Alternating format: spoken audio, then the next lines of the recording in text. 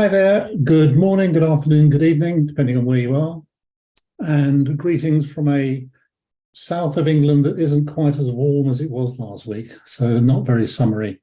A happy 5th of July, day after Independence Day, to anyone that happens to be watching in the US. I'm aware it's not Independence Day in Canada. I fell into that one last year. Welcome to this session on negotiation. It carries on from where we were in the last session, for those of you that may remember that. And we're going to look at it in a slightly different way. It's about the science of negotiation, or the science behind negotiation. And I'm aware that negotiation is an art. I'm a great believer in that. But underpinning art, there's always going to be science. Whether it's art in the sense of a painting, so it might be the science of the paint, or the way the canvas is put together, or the golden ratio, for those of you that are aware of that. So no matter how something is regarded as an art form, there is always going to be underlying science. My name is Michael O'Sullivan, and I'll be hopefully guiding you through this session where you might find some useful information to remember things that you already knew and forgotten, and hopefully enjoy it. It is number 5 in the session of 6, and it's brought to you by Practical CSM, Practical Customer Success Management. And they have, there you go. They have a special offer on at the moment. So if you go to their academy and use that code webinar35, you can get 35% off their online training courses. There are a lot of courses in there. They're very useful. They're very interesting. They don't just cover customer success management. They talk about leadership, time management, problem solving. There's a whole range of courses in there. They are videos, they are interactive, some of them. Others have more of a text-based feel to them. But there's a lot of information in there that you can find useful in whatever type of business you're in, whatever type of business you're undertaking. And as I say, at the moment, it's 35% off. So just a brief word about me. My name is Michael O'Sullivan, as I said. I've been in business, various types of business, for a long time. And there are days when it feels like it, believe you me. So I've been running different types of companies, of businesses for over 30 years.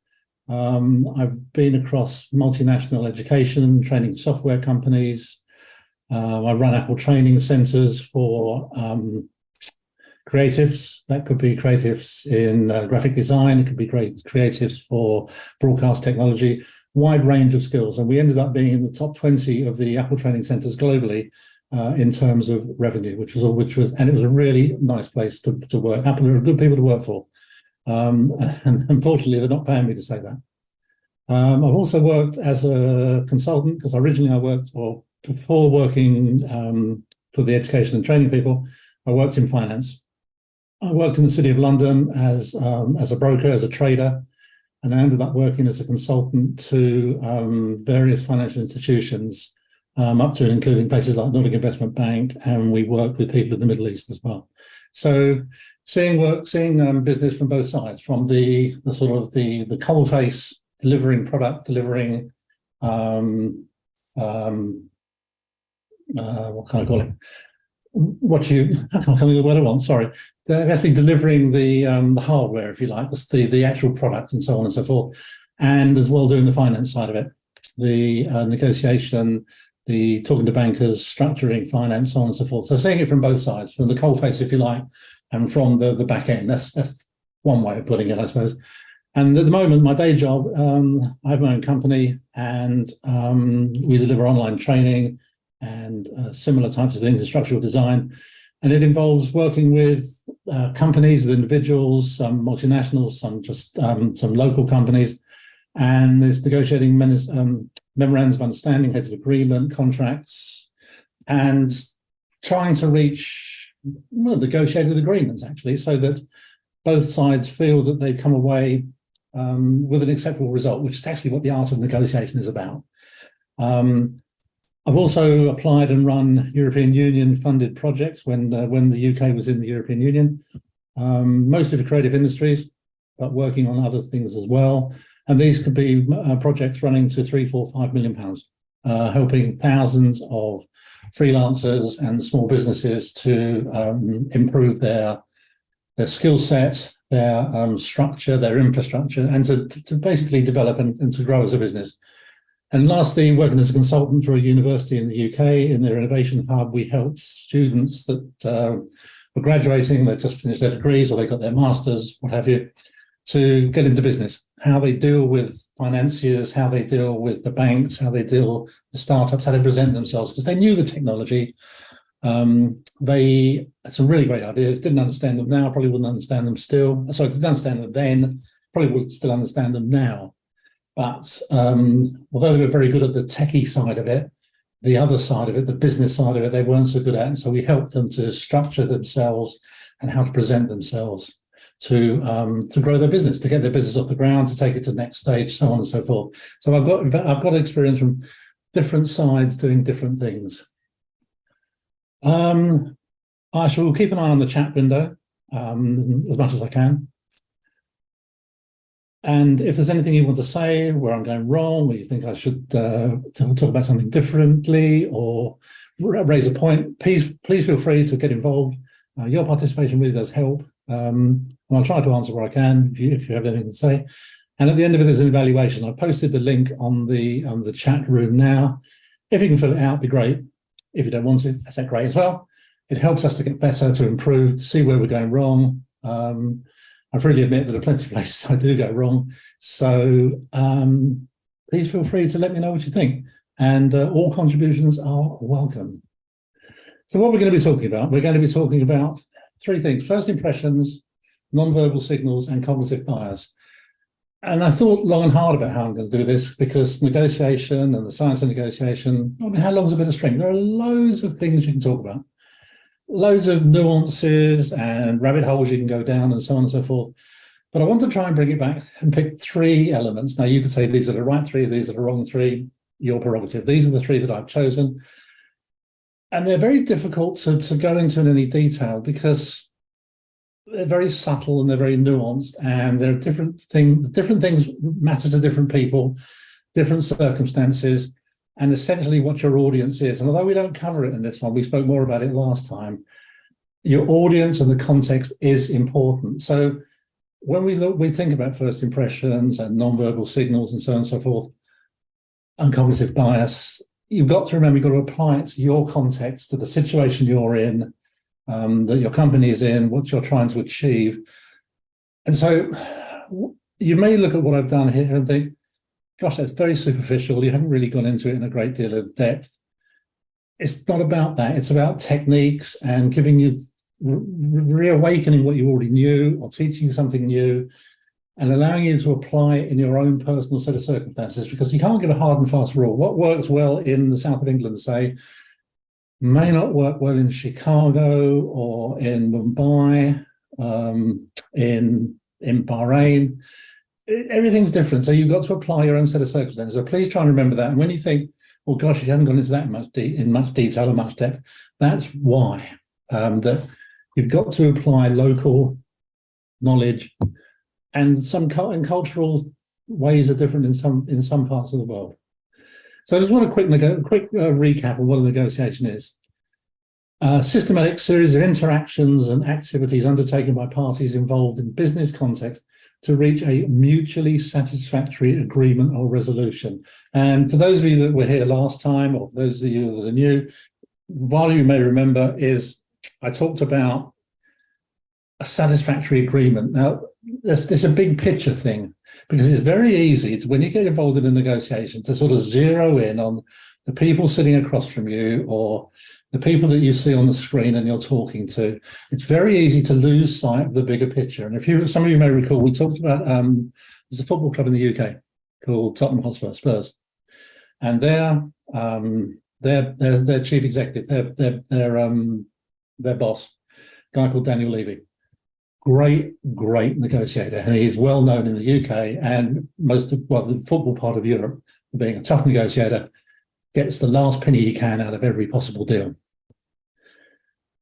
But that can involve leaving things at the last minute. And in the European transfer market, in the football market, there's a deadline. Okay, 31st of August, I think it is. After that, you can't do anything. So he would negotiate up to the last minute to get as much as he can for a player that he's trying to sell or buy. Great. But the football team doesn't do very well because they have no time to replace someone that he sells, and they have a little time to integrate the person that he buys. Great negotiator. Is he a great businessman? Well, it depends where you stand on that. My point is, he tends to lose sight, in my opinion, for what it's worth, of the bigger picture. And that's important here. So a satisfactory agreement or resolution has to be viewed in the terms of the bigger picture. And what else is negotiation? Exchange of information, exploration of interests and positions, a bit of bargaining, a bit of problem solving, because it's very unlikely you're all going to agree on everything straight out the door. So you've got to be some problem solving going on here, and decision making. Can I agree to that? Am I prepared to concede that? Am I prepared to give way on something or other? So negotiation is a process. It's a stage. It's a staged approach. It's linear. It's about stages such as preparation, opening, information exchange, closing information. It's there. It's pretty obvious, but it's important to remember that they are all parts of a whole. And I think that if you get focused in, you can lose sight of the bigger picture, and you may think you walk into the room, get what you want, walk out, and you think, actually, it's not such a great deal as I thought it was. So try and remember to think about the big picture. So let's think about first impressions. Okay, so everyone knows about first impressions. You always say that it's important to make a good first impression. And so how long do we need, on average, research has shown, to form a judgment, which may be about whether you like someone, whether you think they're trustworthy, whether you think they're competent, do they come across as being aggressive? Yeah, just how long does it take you to make a first impression? Is it 100 milliseconds? Is it 900 milliseconds? Or is it 1.5 seconds? Or have I spoofed you all and it's none of those? Well, it is the blink of an eye. Research has shown, make a decision about a first impression in the blink of an eye. And you may think, well, okay, first impression doesn't really matter, but it can take a long time to undo a first impression. Then that can be quite good, because if they think you're competent and trustworthy, you've got time to, if you like, prove them wrong and show that you're not trustworthy, you're not competent. On the other hand, if you are, and they think you're not, it takes a long time to undo the damage, if you like. And again, research has shown that it is quite a good predictor of outcomes. And yet it is a cliche, and everyone's heard, you don't get a second chance to make a first impression. Well, second changes I've written there, sorry. Proofreading, very poor. You don't get a second chance, and it takes a long time to undo a bad one. So it is important to think about the impression that you're making. So just reflect for a moment. What do you do to make a positive first impression? When you go to meet someone for the first time, it may be in a negotiation, or it might be you're selling them something. What do you think about going in there and radiating positive energy and a positive attitude and friendly and all the rest of it? Or do you go in there thinking, I really don't want to be here, and this is my last call before I go home, or I'm never going to work with these people, they're never going to buy anything from me, or I'm never going to buy anything from them, or whatever. So it's important that it radiates. It's contagious. Emotion is contagious. We've talked about this before. So thinking about first impression and what do you do to make a first impression is quite important. So we're going to look at what I said, as I said earlier, we're going to try and put these ideas into context, into a case study or a scenario.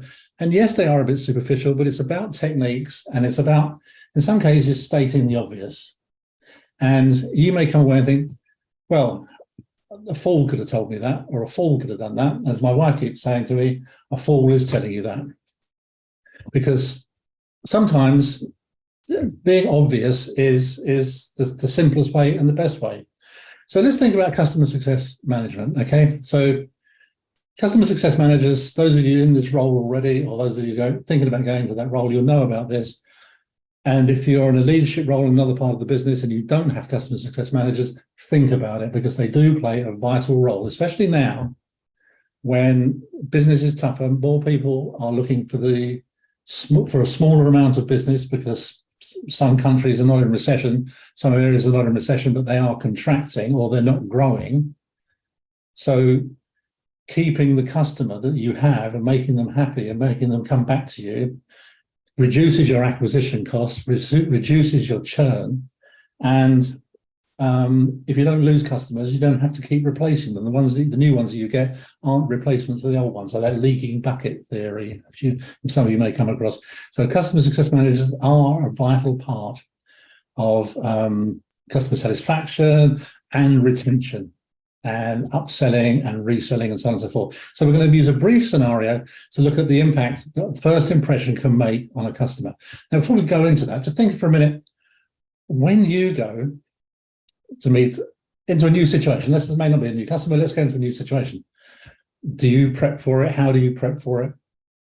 Because I know when I go to meet a new client, I try and do some prep on them, either look at their website or find out a bit about their business, how long they've been going, what they do, what's important to them, so on and so forth, that sort of thing. I regard that as fairly basic.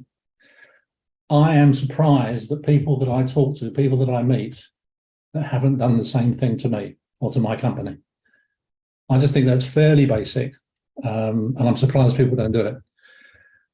But let's look at the profile here. We've got ABC Software Solutions. You can see the thought that's gone into the names here. They're a leading provider of enterprise software solutions, and they offer a wide range of products tailored to meet the unique needs of its customer base. To enhance customer satisfaction and to drive long-term success, ABC Software Solutions employs a dedicated team of customer success managers, and these are responsible for customer relationships through their journey. So because they have enterprise software solutions, they can be quite complicated. They're difficult to implement, and if the company that they're working with isn't used to implementing third-party software, it can be a bit of a struggle. So they play a vital role in this particular scenario. Now, Jane Thompson is the experienced CSM at this software solution company, and she's been assigned to manage the onboarding and success of a new client, XYZ Manufacturing. As I say, you can see the thought that's gone into this. They're a large industrial company, and they're looking to implement the software solution, the enterprise resource solution, across multiple locations. So it's a complicated project. It will have multi-locations, could be different time zones, could be slightly different cultures, so on and so forth, languages. So it's a complicated project. But because they're a large company, it's the potential for long-term revenue growth, establishing a long-term partnership, repeat business, so on and so forth, renewing contracts, renewing licenses, increasing the license, et cetera, et cetera, et cetera. Okay. So, importance of the first impression. Research, she went and researched the company. What I tend to do, what I try and do, what I'm surprised people don't do. Perhaps you know people like that. It's just good business practice. So by thoroughly researching the manufacturing company, understanding their processes and their requirements and their priorities. So when you go and meet them, you walk through the door and it shows that you've invested your time in them.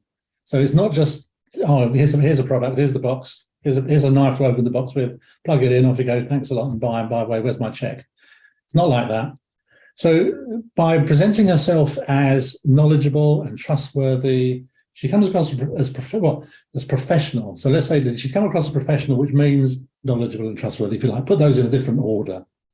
But it also shows that she's invested in the client. The client is important to her, and they will feel important. So they will automatically, they can't help themselves, they will warm towards her as a professional, even if it's not her as a person. She's well prepared, she knows what she's talking about, and she creates a good first impression. And that helps to build rapport and trust, because trust is the foundation of successful relationships. I have projects with clients that we plan and we say we're going to do this, this, and this. We are a technology-driven company. We have things that we implement, solutions that we implement that don't work as we think they will. We want something to look like this, want something to look like that, and it doesn't. It doesn't work as we thought it would. It could be visually, it could be technically. When we test it with people, and those of you that work with customers and software, you will know that there will be someone out there that will find a way to mess it up, because there is always someone like that. No matter how well you design it, no matter how long you spend testing it, there'll be someone that will be able to go, if you press them 1, 2, 4, 11, and 3, it crashes and you've no idea why. There'll be someone out there who manages to do it instead of going 1, 2, 3, 4, 5, 6, 7, so on and so forth. So if you've got rapport and trust, when it does go wrong, the client is more likely to believe you, basically, and say, yeah, okay, fine, let's get a solution here. Let's find a solution to this problem. So by arriving well prepared for the meeting with the stakeholders, being an active listener, and those of you that have been that have stuck with me for a while, thank you very much, and I'm surprised, but there you go. Active listening is something that comes up a lot. This old 80-20 rule, 80% listen, 20% talk. So if you engage in active listening, you actually listen to what the client wants. The client will be flattered again because you're actually listening, and they will get the impression that you value them on several levels. Asking relevant questions, if you demonstrate empathy for them, and what they're trying to achieve and their challenges and so on and so forth. You establish a rapport and you lay this groundwork for a strong partnership. So when things don't go swimmingly, I know there are going to be times when they don't, they are more likely to trust you, give you some time, and work with you to solve the problem, rather than saying, dodgy bunch, untrustworthy bunch. So the clear communication, setting the expectations. Jane effectively communicated the solutions, the process, what we're going to do, when we're going to do it, how we're going to do it, whether it be training, whether it be town halls, whether it be implementing programs that you can access online, on-demand training, and so on and so forth. All these things that she spelt out, she communicated well, managed their expectations, because the client may say, I want this done in a month. I get that. I'm sure you all get that. And you say, it's not realistic. I mean, there's an old expression, good, quick, and cheap, pick any two. If you want it good and quick, it's going to be expensive. If you want it good and cheap, it isn't going to be quick. And you can perm those away. So manage expectations. This is a 3-month project. This is a 6-month project. We have 4 or 5 locations to deal with. We have to do them in a step-by-step basis and learn as we go along. So ensuring that you have alignment between the client's goals and the solution, what the software is capable of doing and when it's capable of doing it. And there's clear communication from the beginning, establishing a shared understanding of the scope. It helps to cut down on the possibility of misunderstandings. But it highlights the importance of the positive first impression, especially in complex projects where there are lots of things that can go wrong and will take time to implement. So the initial interactions between the customer success manager in this case and the client changes or impacts on the trajectory of the relationship and the satisfaction levels and the potential for business growth. So by being well prepared and being professional, Jane has demonstrated that, or she's created this strong foundation for this long-lasting success and maximizing the overall success of the business, because she walked through the door and was professional, and that's the impression that will stick. Non-verbal signals. They can give clues about a person's level of confidence, trustworthiness, overall approach to negotiation. But non-verbal signals like body language, facial expressions, tone of voice, it can tell a tale that you can't disguise.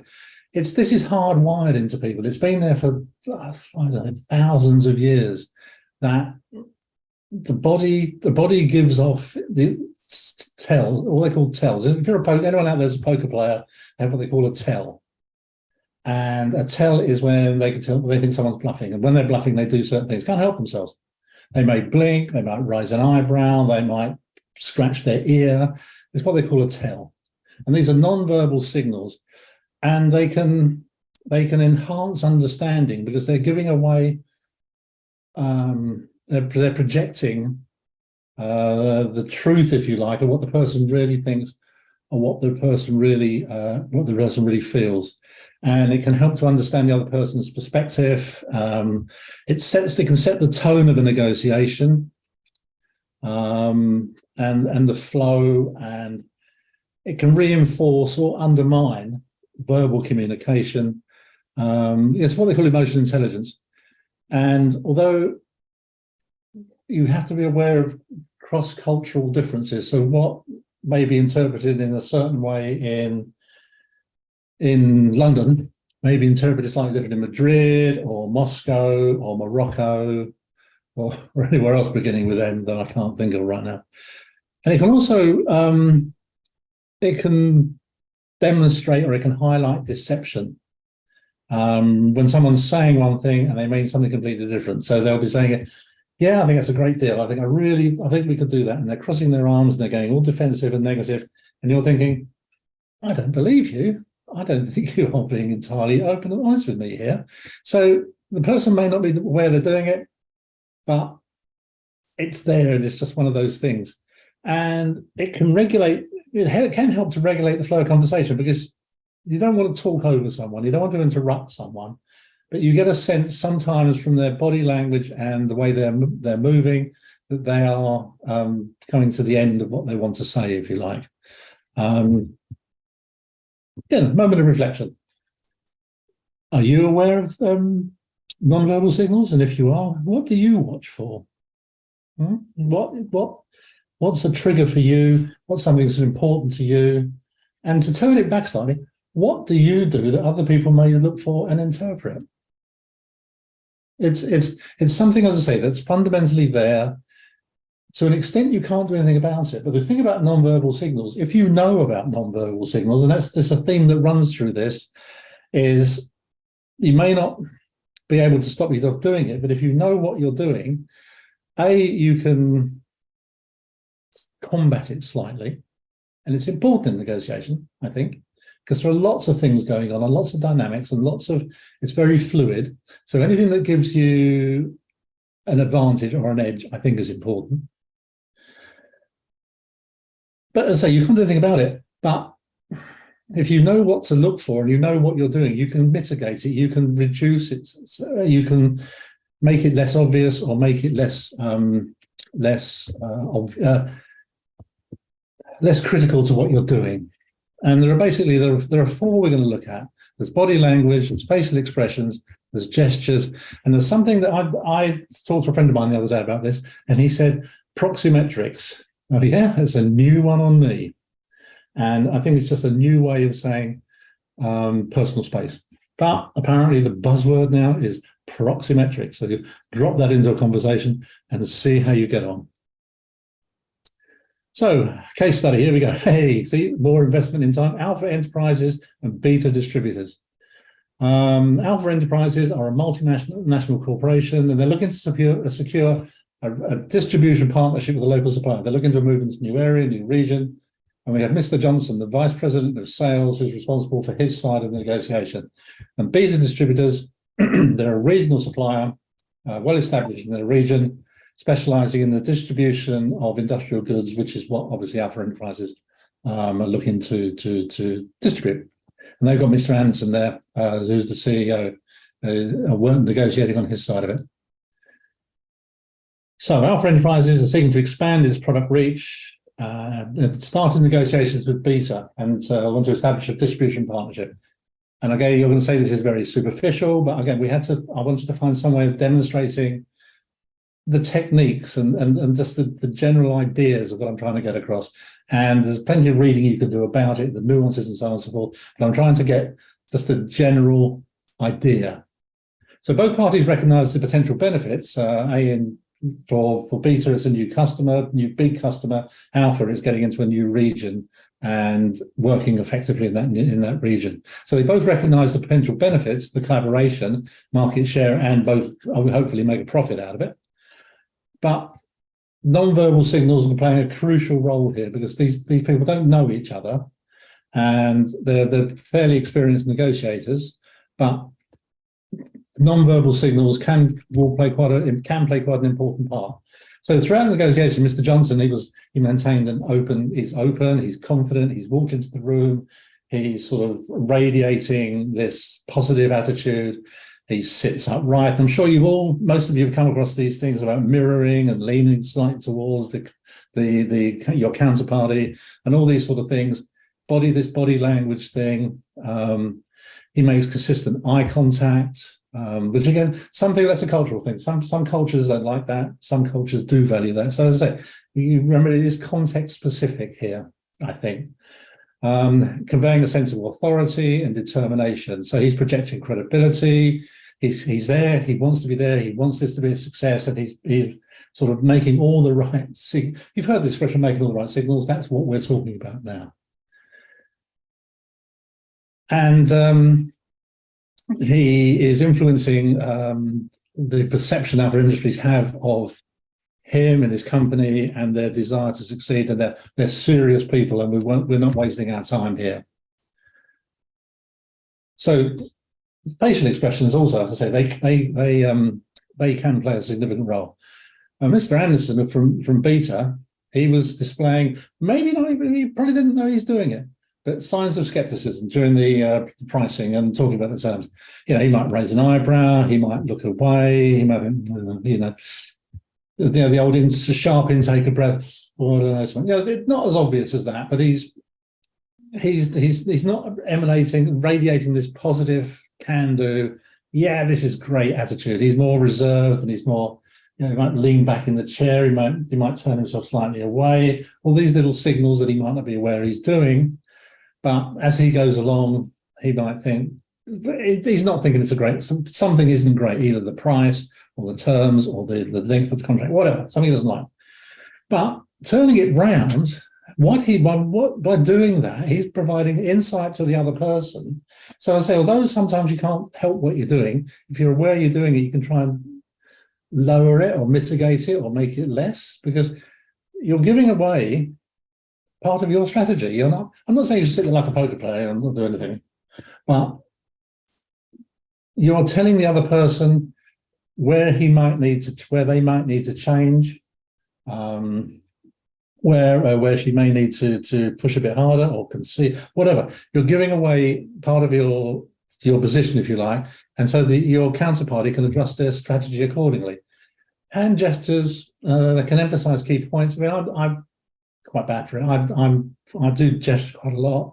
I've always have done. It's just the way I am.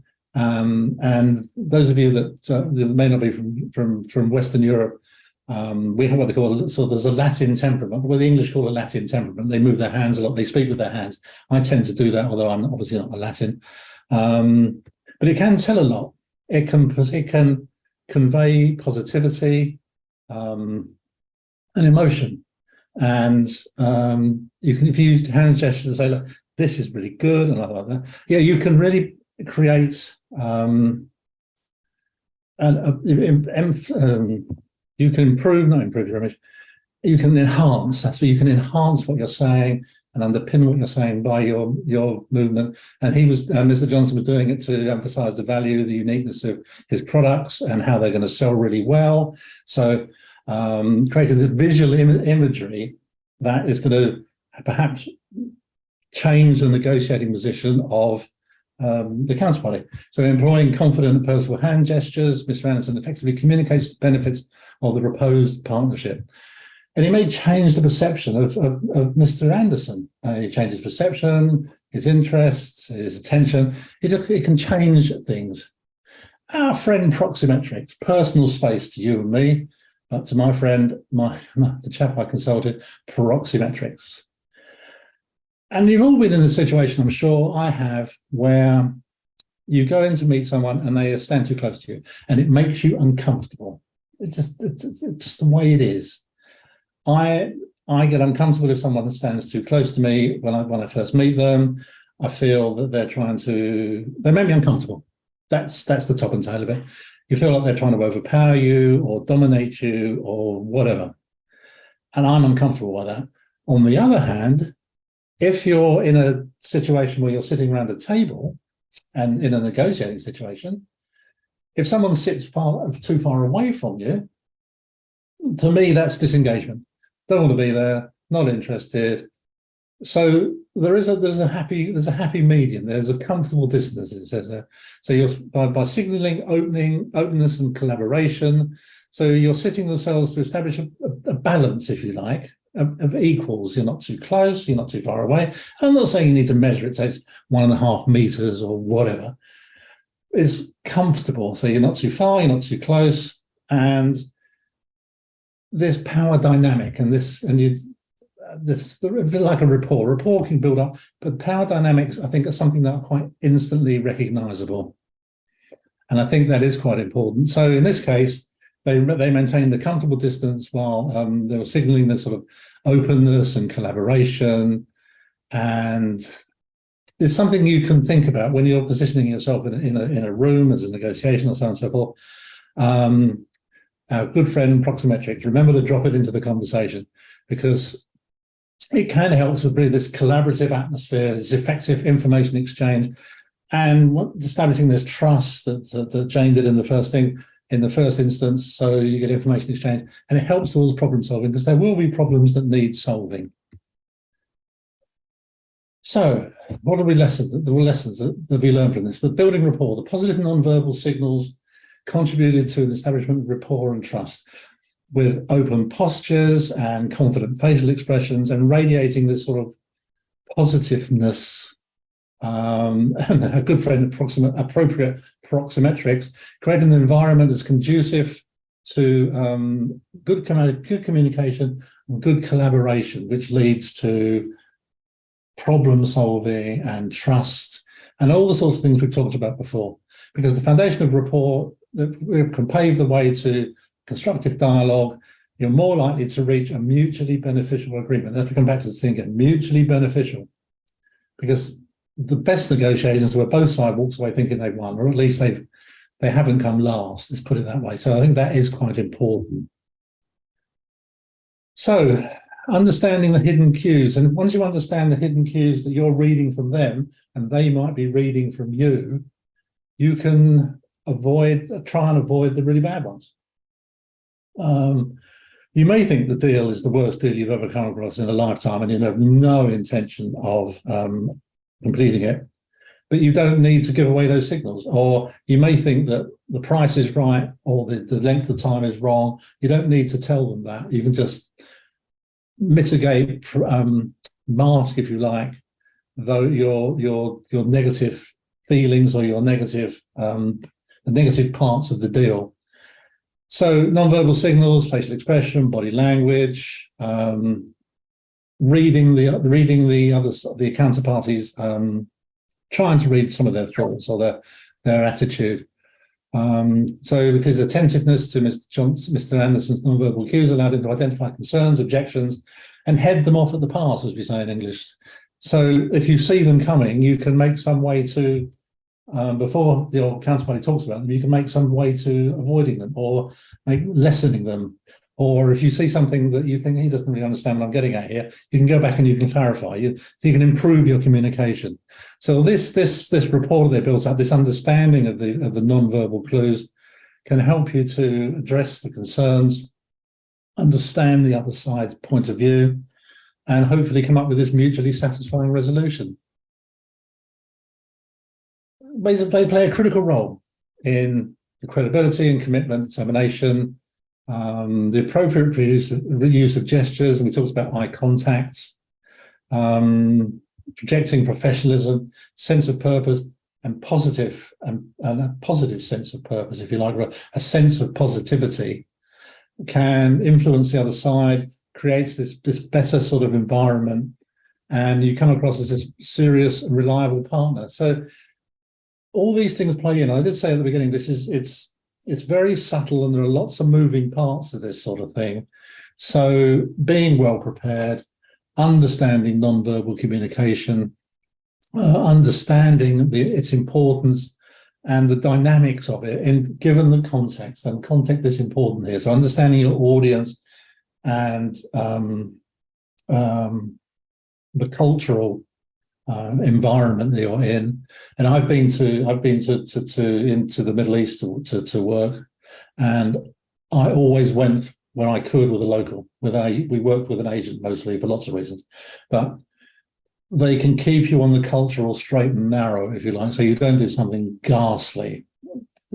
You don't mean to cause offence, but you can easily cause offence, which is the last thing you want to do, because business is about, walking away with a deal and making money.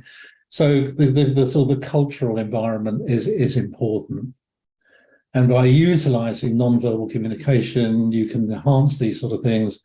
You can see hidden clues, or cues rather, that the other side is not aware they're giving away. And it doesn't always, but it can lead to successful outcomes and the foundation for long-term business. Cognitive bias. Some of you may have come across this vast subject. Where do you start? Well, pick the things that are important to you. And we'll just go with a quick explanation. So it refers to the systematic patterns of deviation from rationality or objective reasoning. Deviation from rationality. Well, rationality is a movable feast. What's rational to me may not be rational to you, may not be rational to the person next to you. Same thing about objective reasoning. But let's just say, for the sake of discussion, rational is where you act as the majority of people would expect you to act. But cognitive bias is a tendency or a predisposition to make judgments in specific ways that may lead to inaccurate decisions or judgments. Okay, for inaccurate, you can read bad.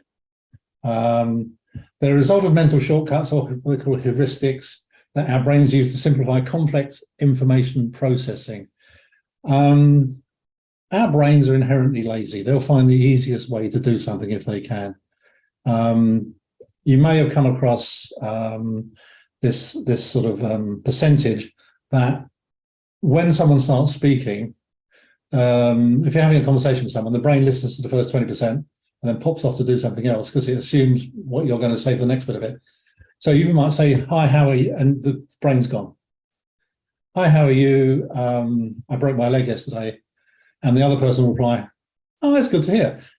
Not because they don't care you've broken your leg, because their brain wasn't listening. Because when they say, "Hi, how are you?" the sentence follows on. So this is where cognitive bias comes in. The brain will find the quickest and the easiest way to do something. And we'll talk about it more in a minute. So cognitive biases can influence how we interpret information, form beliefs, and make decisions, often without conscious awareness, because the brain has taken the simplest route and gone off to do something else. But they're important to understand them and think about them in the same way that non-verbal communication is important to understand. Because although you may not be able to do something, you might be 100% successful in combating these biases. If you're aware of them, it helps you to avoid part of it, because it's important to understand how they can impact your ability to think critically, make rational decisions, and accurately perceive the world. And the more aware you are of them, the more you can combat, if you like, the tendencies to make those bad decisions. Now, some of you may have come across a book. It was written about 10 years ago by Daniel Kahneman, an Israeli psychologist probably. It's called Thinking Fast, Thinking Slow. And it talks about the two different modes of thought as the system 1 and system 2. And system 1, I think it's system 1 is fast, it's instinctive, it's emotional. It's the first impression system, if you like. And system 2 it's slower, it's more deliberative, it's more logical, and it's harder work, to put it simply. So the first one, make a decision, off you go. Gut instinct, and we spoke earlier in a couple of months ago about gut instinct, has a role to play, fine. So that's system 1. System 2 is harder work, it's slower. Cognitive bias plays into system 1 quite a lot. And to really understand it, it's a really interesting book. It's a bit deep in places, but it's a really interesting book if you want to understand about the way the mind works and the way the mind thinks. So as I say, it can affect negotiation behavior, and it resides within the irrational intuitives, this system 1. And I'm going to pick 4 things to talk about. There are loads of them, believe you me, there are loads of them, but I'm going to talk about 4 of them. So we're going to start with anchoring. Oh, why is my this part of my screen? There we go, it's better. So it's where individuals rely on an initial piece of information that they receive, and it could be an opening price in a negotiation. So you say, I'm going to charge $2 million for that. And that's you tend to anchor to that price. Now, whether 2 million is realistic or overly optimistic or whatever, you tend to stick to it. So when they're making subsequent judgments and decisions, the anchor often acts as the reference point. It doesn't matter whether it's good or bad, it's the reference point.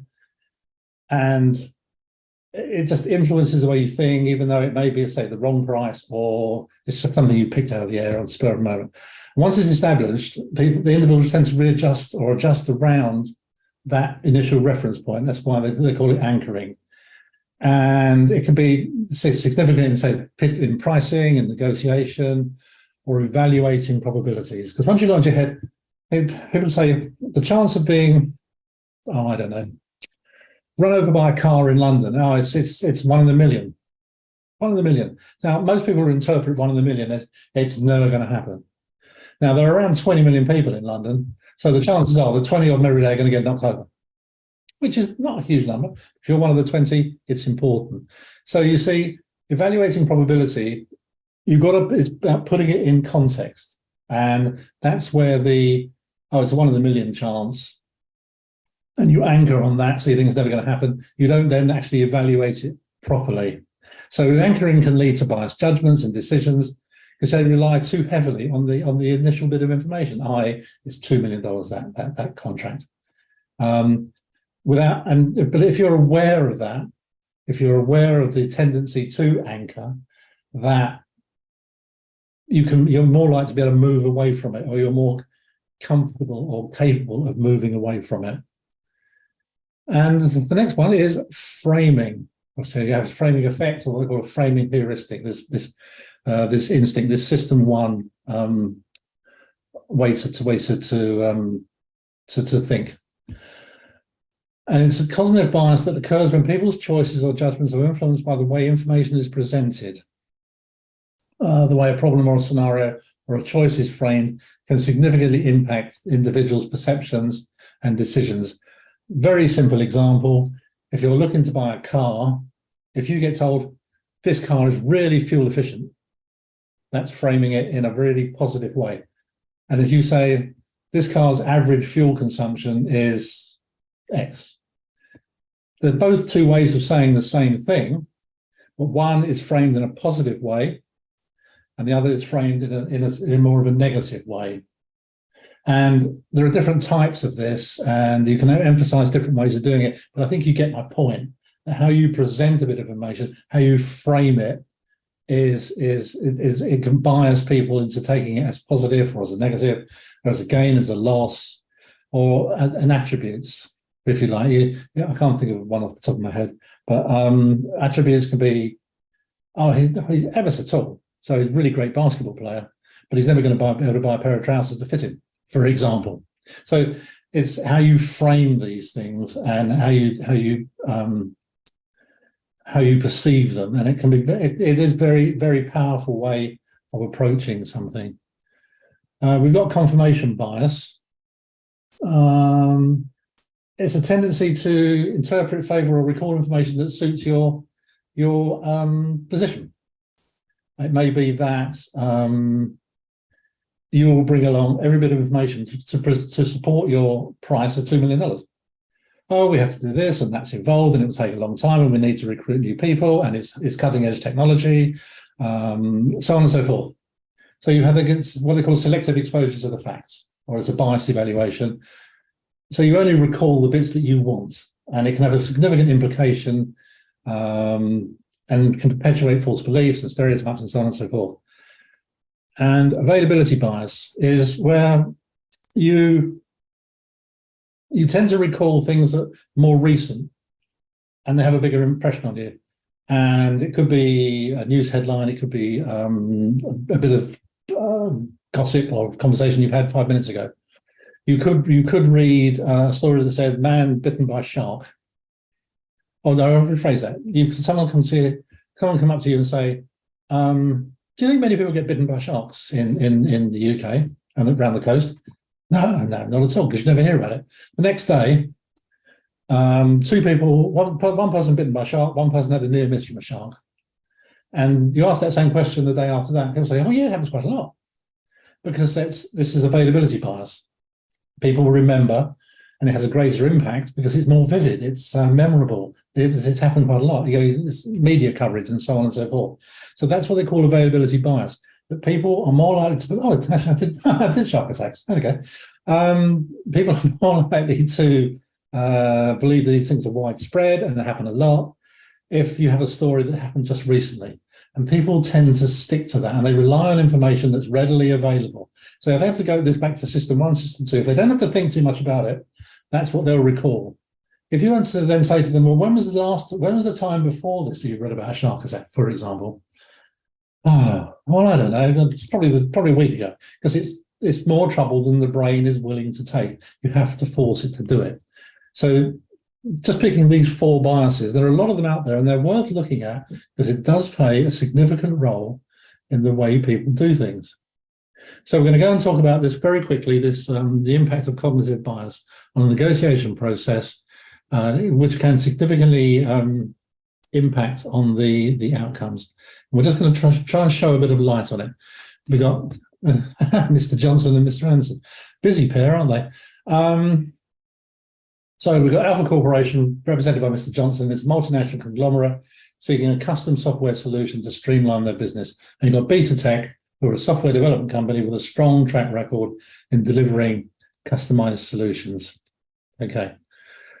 So, this thing was all put together, wouldn't it?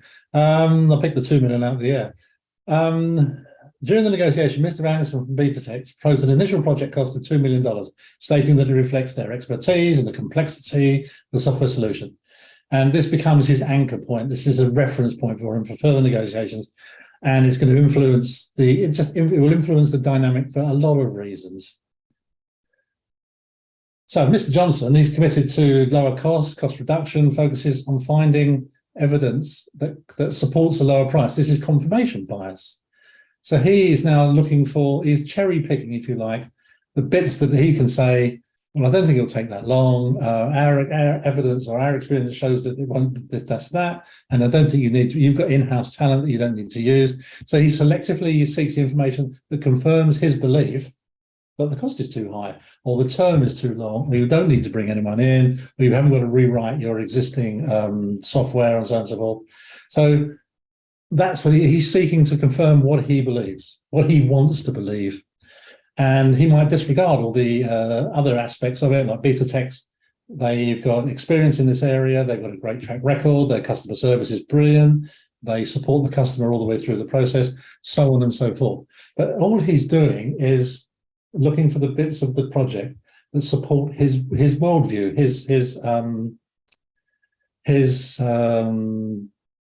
or he wants to believe that $2 million is too expensive. Once he's got it into his head, it's too expensive. That's it. And so that's why this initial figure is this anchor figure that actually both sides can have, does affect the dynamic of the negotiation. Because if he came in at 1.5, then he hasn't got as much, the buyer hasn't got as much evidence to be able to say you're too high because of X, Y, and Z. So, but you've got what they call the negotiator's dilemma, that both negotiators are bound by their organisation's interests, and this creates a conflict of interest. And Mr. Johnson aims to reduce the cost and to do the best deal, obviously, but Mr. Anderson from Beta Tech wants to make as much money as he can. That's natural. That's just the way it is. But we go back to first principles, that if they're establishing a rapport and a trust, and the body language is good, and they have made a good first impression, they are more likely to be able to overcome this negotiator's dilemma. And it's a thing that can lead to the biased decision-making, hinder the negotiation process. It's there in every negotiation because both sides, by definition, both sides want a different outcome. One wants to make as much money as they can. One wants to pay the lowest price they can. So there is obviously a dilemma there. So if you're aware of cognitive biases, and so there are many of them out there, to address the cognitive biases, both parties, they can employ strategies to mitigate their effects. And one of them is just by being aware of what you're doing. And as I say, it is hardwired in. It's been there for thousands and thousands and thousands of tens of thousands of years. These reliance on facial expressions and the sense that you get. Then you will know, I'm sure everyone has sensed when they're being looked at. I don't know why it is. You can just sense someone's either in the room or they're looking at you. And those things are hardwired in. These biases are similarly hardwired in. So by trying to be open, I'm not saying you should go in there and say, look, I can only afford to pay this and that's it. So by being open in the dialogue and being willing to negotiate and to analyze the cost estimates, maybe bring in a third party. Because let's face it, you're in the room for a reason. You both think the other side, there's a deal to be done here that's mutually beneficial, that you can both make money from. So why not bring in a third party? Think about bringing in a third party. And by acknowledging the presence of these cognitive biases, you can work more collaboratively, you can offset their impact to an extent, or you know that they're there, you know what they're doing, and you can appreciate the other side's adherence, they're sticking to their particular biases. So once you've done that, you can appreciate it more and perhaps do something about it. Do you have any? Do you recognize any of these traits in yourself? Do you think, oh, I do that? Or, oh, I've seen that in someone else. Is it something that you come across?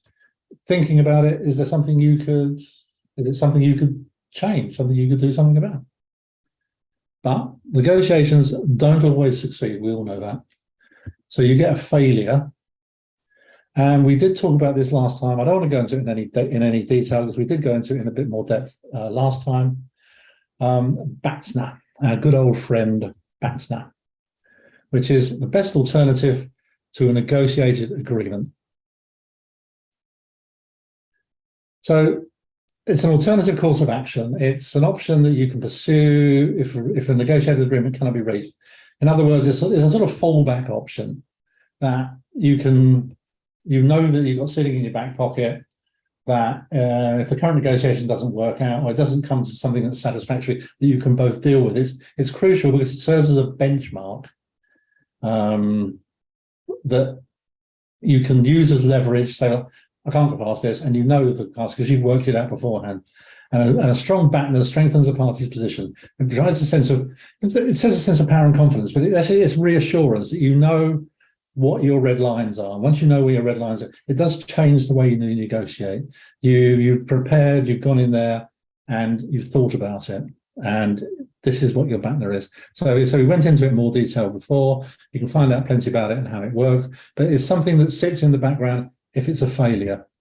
And what I thought I'd do very briefly is to come back to our old friends of Alpha Corporation and Beta Suppliers and say that Alpha Corporation relies on Beta for a supply of raw materials which are critical to their production processes, and the contract's coming up for renewal. The supply contract is coming up for renewal. Now, like any professional corporation, professional company, they need to prepare for that negotiation. One of the key parts of it is assessing their BATNA, and you use it to, if you like, base your negotiation on. So just very briefly, how would you construct your BATNA?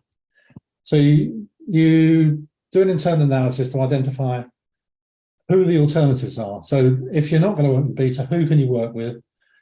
What are the options? What are they like? What's the feasibility? So you evaluate each alternative and you consider the factors such as, are they reliable? What's their pricing like? Do they provide good quality?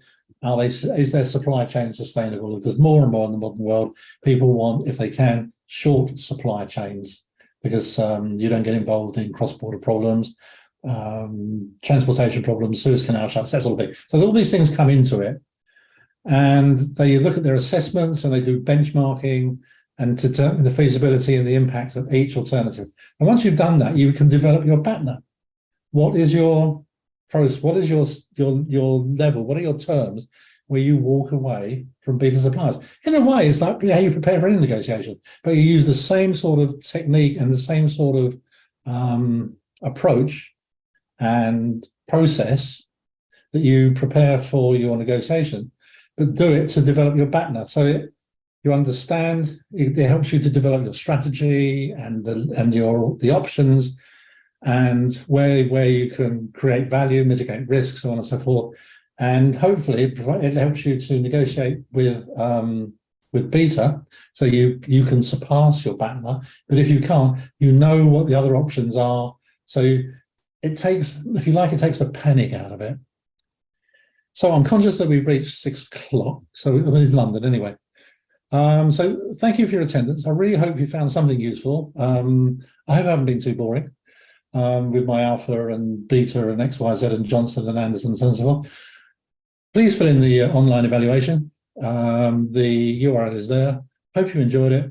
Thank you very much for your time, and I really appreciate it.